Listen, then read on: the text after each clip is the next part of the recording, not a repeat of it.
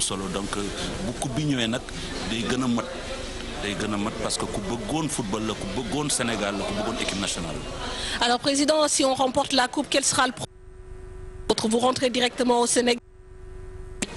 Oui, c'est pas encore décidé, mais je pense que si on remporte la coupe, on va choisir la meilleure heure pour décoller d'ici avec les joueurs, avec l'équipe, et puis atterrir à Dakar ou à l'aéroport AIBD, et puis vraiment attendons un accueil populaire parce que ces jeunes-là méritent ça, le Sénégal mérite ça, et ce sera une grande fierté pour toute la nation.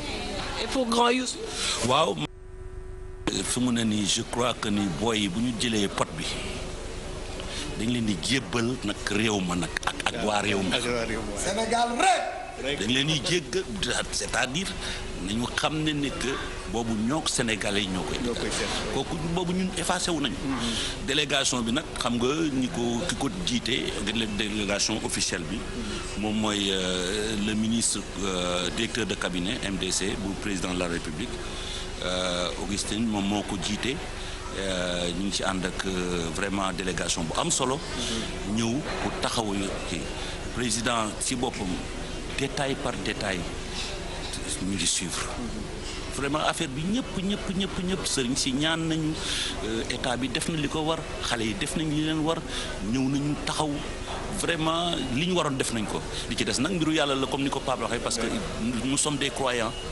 Mais on est intéressé par ce qui se passe là. Ben, on vous souhaite un bon match. Merci. Voilà, merci de nous avoir accordé ces moments.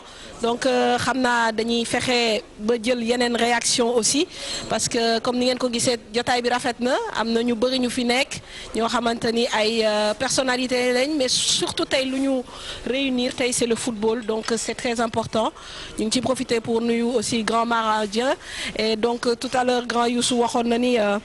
Le foot, ñi ñaa ngi ñaan donc si on a une éminente personnalité comme Serigne Mansour Sy Djamil, forcément qui est là et qui est venu regarder la finale, dañuy am rafet njort et puis wax ko aussi à quelques heures du match lan lay ressentir.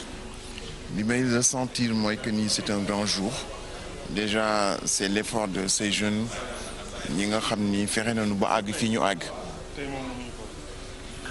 ñun ñëpp ñu ñëw fii pour yëg ni effort yi ñu def ñun ñëpp lañ ko defal ñu ñëw nag jàppale leen pour que yàlla si ñaan bi ñu koy ñaan dimbali nu ba li nga xam ni moom la ñu yéene Sénégalais yëpp le peuple uni le peuple à l'unisson bëgg benn mbir kese mooy que yàlla jox nu ndam. Samedi dernier maa nga woon à la place de l'Obélisque maa ngi nekkoon au congrès des jeunes Tidianes bi mu koy clôturer sëñ Moustapha dama ni ma ñaanal pour ëllëg. Demi-finale bi ñuy def yàlla jox na si ndam naan jooju ñaan nak yàlla def na si barke ñu ngi bamtuwaat ñaan jooju comme ni mu ñu joxe woon ndam samedi bee passé wala dimanche bee passé. yow da nga bëgg ko ndam.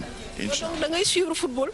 Oui man damay suivre football parce que je suis l'élève de Wade Mawade moo ma jàngal ba ma am entrée en sixième et au moment où le réveil de Saint-Louis a battu l'étoile filante de Lomé, peut-être que vous n'étiez pas encore né, en 1957, à l'époque, bon, peut-être j'avais 10 ans, donc Mawad nous faisait apprendre par cœur, c'était notre instituteur à l'école Billière de Lille, nous faisait apprendre par cœur les reportages de Alou. C'est fini pour cette année-ci, la coupe quittera l'île Rose. L'île Rose, c'est Gorée, l'ombre tutélaire de son vieux castel, lasse d'être fidèle et désireuse de s'évader vers des horizons lointains. Donc nous, on est né dans ça. On est né dans le foot africain. Parce que c'était la coupe d'AOF en 1957, que le réveil de Saint-Louis, la grande... Solo donc bu coupe bi ñëwee nag day gën a mat. Parce que ku bëggoon football la ku bëggoon Sénégal la ku bëggoon équipe nationale. Alors président, si on remporte la coupe, quel sera le prochain? Vous rentrez directement au Sénégal?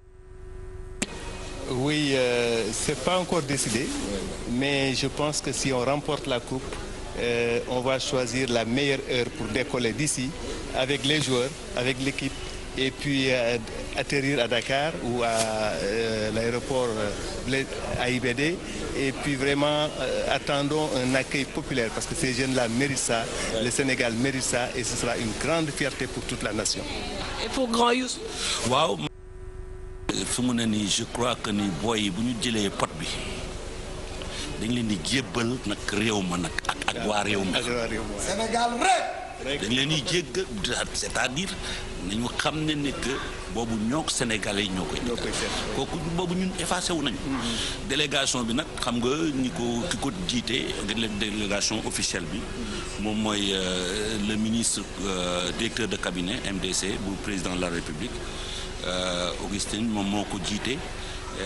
ñu ngi ci ànd ak vraiment délégation bu am solo ñëw pour taxawu ci président ci boppam détail par détail ñu ngi suivre vraiment affaire bi ñëpp sëriñ si ñaan nañu état bi def na li ko war xale yi def nañ li leen war ñëw nañu taxaw vraiment li ñu waroon def nañ ko li ci des nag mbiru yàlla la comme ni ko Pape waxee parce que nous sommes des croyants mais on est intéressé par ce qui se passe là.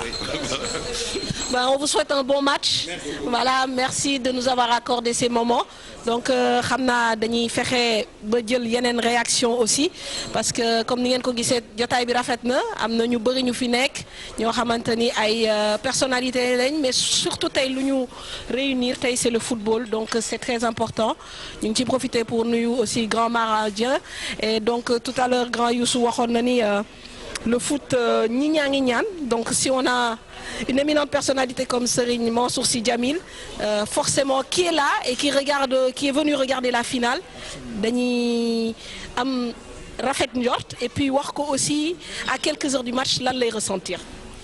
li may ressentir mooy que ni c'est un grand jour déjà c'est l'effort de ces jeunes ñi nga xam ni fexe nañu ba àgg fii ñu àgg.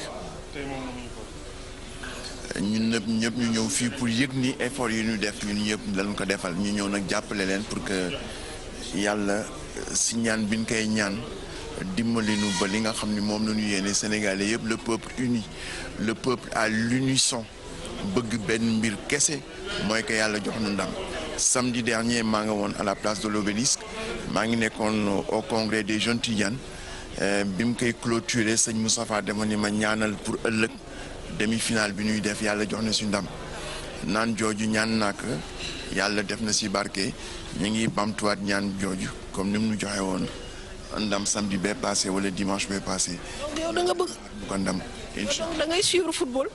oui man damay suivre football parce que je suis l'élève de Wade Mawade moo ma jàngal ba ma am entrée en sixième et au moment où le réveil de Saint-Louis a battu l'étoile filante de Lomé, peut-être que vous n'étiez pas encore né, en 1957, à l'époque, bon, j'avais 10 ans, donc Mawad nous faisait apprendre par cœur, c'était notre instituteur à l'école Billière de Lille, nous faisait apprendre par cœur les reportages de Alou.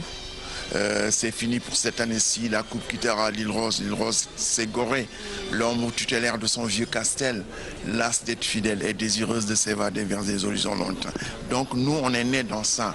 On est nés dans le foot africain. Parce que c'était la coupe d'AOF en 1957 que le réveil de Saint-Louis, la grande